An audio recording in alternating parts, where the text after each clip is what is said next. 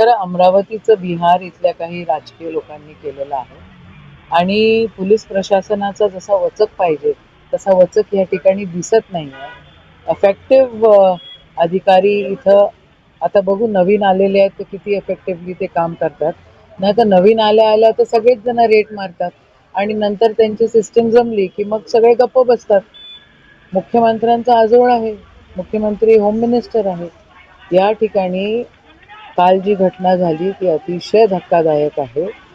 कधीतरीचे त्यांचे व्यवहार, कधीतरीचा गोंधळ आणि इथं जर संध्याकाळच्या वेळेला एवढे लोक जर येऊन गाड्या घोड्या फोडफाड करत असतील आणि त्यांना जर पोलिसांची काहीच भीती वाटत नसेल तर मग खरोखरच आश्चर्य आहे आणि धक्काही आहे. बाल गुन्हेगार 7 सापडले म्हणतात. अमरावती जिल्ह्यामध्ये ज्या ज्या क्राईम मुंबईत होतात त्या सगळ्या क्राईम या ठिकाणी होऊ घातलेल्या आहेत आणि होत आहेत हे आम्हालाही कळतंय.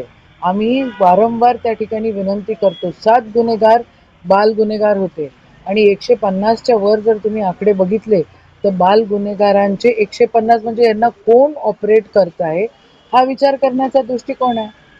आदरणीय मुख्यमंत्री साहेब, आदरणीय होम मिनिस्टर साहेब, देवेंद्र दादा, हे आजोळ आहे तुमचं आणि ह्या आजोळामध्ये जर असा गोंधळ होत असेल आणि त्याच्यावर जर कोणी हिरोगिरी करत असेल तर याला काय अर्थ उरत नाहीये. तुम्ही खरं लक्ष दिलं पाहिजे आणि जमत नसेल तर होम मिनिस्ट्री इंडिपेंडेंट दिली पाहिजे.